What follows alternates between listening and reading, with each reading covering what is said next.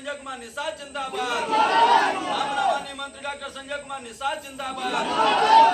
तो अब जो जातिगत जनगणना शुरू होने वाली है, अभी एक चीज मैं ज्यादा समय नहीं लूंगा, अभी अपनी बात को खत्म करूंगा कि वो जाति एक अनुसूचित जनजाति है, एक पिछड़ी जाति है और एक सामान्य जाति है।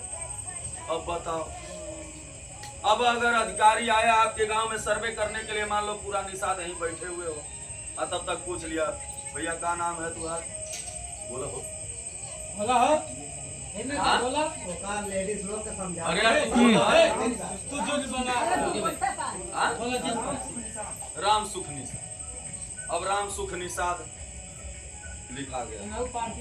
अरे हमारे बतिया सुना, हम जाना नहीं। अधिकारी जैसे मान लो जय अधिकारी आ गए, कोई नाम क्या है आपका, तो आपने कहा राम सुख निषाद। सब सुना तो हाँ भैया राम सुख भाई हमें चला निषाद निकला आप, बहुत बढ़िया। अब कहेगा जाति कौन सी है, कौन जाति बताइए, बोलो हो। अब यहीं पे गलतफहमी हो रही है। अब यहीं, अरे हमारे बतिया सुनना है, ध्यान से सुना। अरे यार बीच में मास्टर मत बनो, पहले सुना। अब जब जाति की बात आई, मैंने अभी पहले बताया कि संविधान में केवल 4 जाति है। जाति तो केवल 4 है, एक अनुसूचित जाति है, एक अनुसूचित जनजाति है, एक पिछड़ी जाति है, एक सामान्य जाति है। तो वो आपसे जाति पूछ रहा है, अब कौन सी जाति। अब आप कहेंगे हम केवट हैं, हम मल्लाह हैं, हम बिंद हैं, हम सुरैया हैं, हम चाई हैं, तब कहेगा ये पिछड़ी है, वो कर बात नहीं पूछेगा। लेकिन आपको क्या बोलना है, नाम पूछा राम सुख निषाद, जाति पूछेगा तो बोलना अनुसूचित जाति। ध्यान से सुनिए, जाति में क्या भरवाना है, अनुसूचित जाति कहेगा, तब पूछेगा अगला स्टेप उपजाति क्या है, तो उपजाति में हम मझवार हैं। तब बगलिया दूसर बिरादरी वाला आया रहे, कहा नहीं भाई निषाद पिछड़ी में आते हैं। अरे कैसे तो कह दिया अनुसूचित, निषाद तो पिछड़ी में आते हैं, हमें पता है पिछड़ी में आते हैं। तो उनसे पूछना है, हमें अपने बाप वाला चाहिए, बेईमान वाला नहीं चाहिए। किताबिया लेके रखना है कि 1961 में जब जनगणना हुई थी आजाद भारत में, 41 में जनगणना हुई थी, देश आजाद नहीं था, 51 में जनगणना नहीं हो पाई थी, 1961 में जनगणना हुई। हम मझवार के नाम से अनुसूचित जाति की सूची में दर्ज हैं। 1991 तक हम अनुसूचित जाति की सूची में दर्ज थे, लेकिन जब ये मंडल कमीशन आयोग आया तो कुछ बेईमानों ने हमारे समाज के साथ धोखा किया। मझवार तो अनुसूचित जाति में ऑलरेडी तब भी था, अब भी है, लेकिन जो पर्यायवाची जातियां हैं केवट बिन मल्ला, इन्हें पिछड़ी में डाल दिया। क्योंकि ये जो एक अधिनियम आया था 1993-94 में, अनुसूचित जाति अनुसूचित जनजाति अन्य पिछड़े वर्ग अधिनियम 1994 के तहत हमारी जातियों को पिछड़ी में डाल करके हमें खिचड़ी खिलाने पे मजबूर कर दिया कि जान गया कि जब ये निषाद रहेंगे पिछड़ी, खाएंगे खिचड़ी, तो इनसे कुछ ना उखड़ी। सही है कि नहीं हो? लेकिन अगर ये निषाद मझवार के नाम से रहेंगे तो इनका कोई बाल बांका नहीं कर पाएगा, इन्हें दारू पिला के जमीन नहीं कोई ले पाएगा, इन्हें मुर्गा खिला के इनकी जमीन नहीं ले पाएगा, इन्हें धमका के कोई जमीन नहीं ले पाएगा, जबरदस्ती अंगूठा लगवा के जमीन नहीं ले पाएगा। क्योंकि ऐसे ढेर सारे कथा कहानी सुने हैं कि ऐसे रास्ते में घेर करके पीट करके अंगूठा लगवा लिए और जमीन अपने नाम का।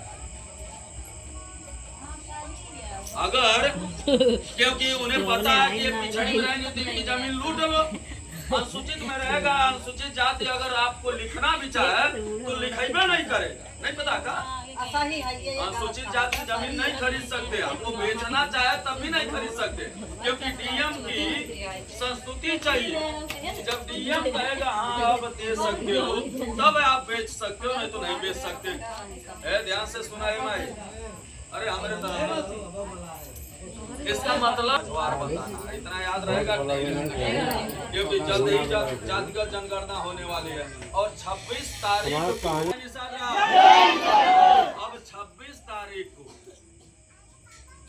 अयोध्या मंडल में कार्यकर्ताओं का एक महासम्मेलन होने जा रहा है। उसमें ढेर सारी जानकारी दी जाएगी। मैं चाहता हूं कि यहाँ से भी बढ़ चढ़ करके लोग पहुंचे, क्योंकि जानकारी के अभाव में गोबर का दाना दलित भाई खाते थे, जानकारी के अभाव में भिक्षाटन पंडित जी करते थे। जानकारी हो गई तो आज बाबा पैलगी होती है, आज दलित भाई को कोई रे नहीं बोल पाता है। तो जानकारी हमें भी हो जाएगी तो हिस्सा हमारे घर आ जाएगा। सही है कि नहीं? तो 26 तारीख को अयोध्या चलना है। सभी को अपनी पूरे नात रिश्तेदार जो भी रहे उनको भी फोन करना है कि अपनी जानकारी को बढ़ाने के लिए, अपने हिस्से की जानकारी लेने के लिए। और एक चीज और विशेष कि उस दिन आधार कार्ड और बैंक पासबुक की कॉपी भी लेते चलिएगा।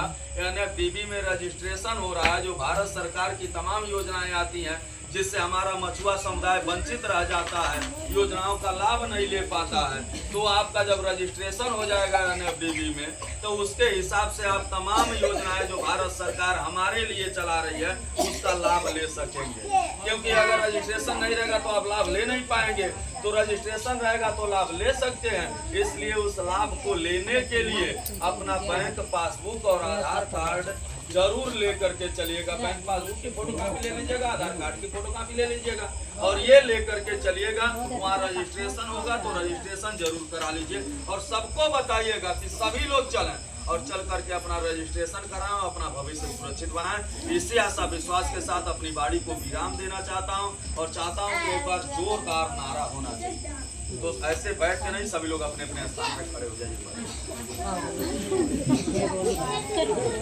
एक बार तेज आवाज बोलिए, जय निशान।